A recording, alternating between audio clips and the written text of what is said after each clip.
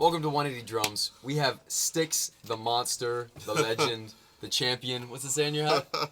Detroit Pistons. Oh, come you know, on, man. It's a. Whoever you're representing right now, I want to be a part of it. 'Cause you're killing it, man. You sound great. So what are you teaching us today? Man, this really funky groove. You're gonna call it what? The swamp? I don't know. What am I gonna call it? I don't know. You said swamp something, but I forgot. Swamp funk. Swamp funk.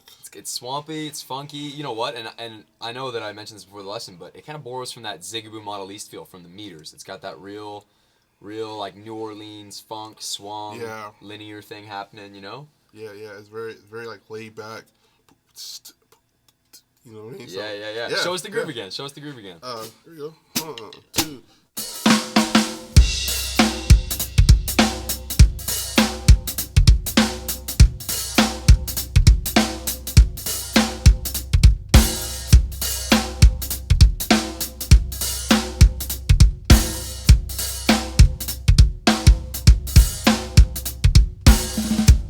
Okay, so you got a bass drum on beat 1, the end of 2, and then the E end of 3. Yeah. So we got pop, boom, gagoom, ka. Sick. And then we've got the same thing, which you do this often, and it's because of your experience with Ariana Grande, with all the dancers that you have on the crew, where you're placing the backbeat on that 2 and 4. Yeah. Always. Making it feel funky. Yeah. So then the hi-hat, I mean, this is something, guys, that you should be learning to do by now, is going, okay, what part of the patterns can I pick out right away? Well, I know there's a snare drum on 2 and 4, so now I don't got to guess what beats go there, right? Yeah. And then the bass drum, it's on the 1, the end of 2, the E end of 3. Yeah. And I haven't PDF'd this yet, so I hope that I'm correct. But no, but you're right. yeah, so we've got that, and then now we're just filling in the other 16ths, right? Yeah. So why don't you play it again nice and slow for us? All right.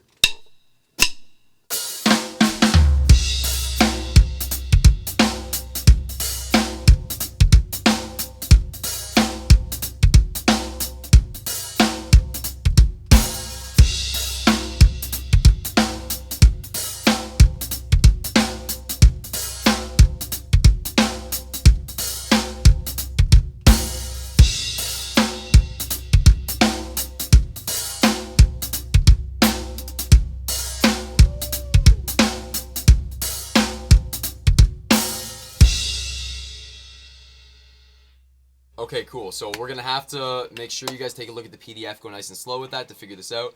But I mean, that's great, dude. You broke that tempo down real good, and you were even showing how you can add in some different stuff. Yeah. You can add in some like right, left, some triplets. It's like one of my favorite things to do. I call it like dancing on the hi-hat. You know? It's all, I mean, man, have fun with it, you know? Yeah. If you can come up with a different pattern on the hi-hat, do it. You know? Very cool. Stepping stone for just more creativeness to happen, you know? Yeah. So, yeah. Dude, swamp funk. Would you move this over to the ride cymbal at all? Is this something you play, like right hand on the ride? Put you on the spot? Let's see. Yeah. Let's see. 1, 2.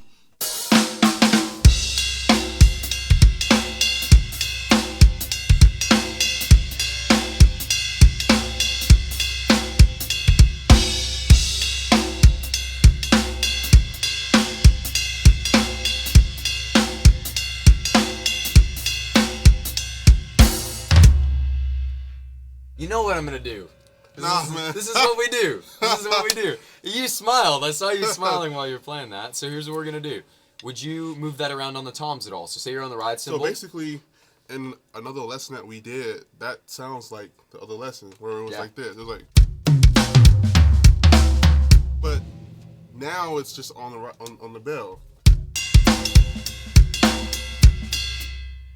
You know, cool, so man. it's like, I mean, it's all about placement and creativity and where you put, you know, the stuff at on the kit. Yeah, absolutely. In that last lesson, what's cool too is we didn't go to the ride cymbal, so we're getting a totally different experience with this. Do you want to play it on the ride? Why don't you play us out? Because I mean, that's the idea for this lesson. We've got those hi-hats filling in all the spaces in between. We get some open hi-hats, some really cool stuff. And again, that's all written out for you guys. If you don't know how to read, ask me some questions. We'll help you guys figure that out. Yeah. But why don't you play us out? And while you're playing us out, experiment with putting it maybe on some toms, but keeping the groove mostly on the ride. Okay. All right, take it away. 2.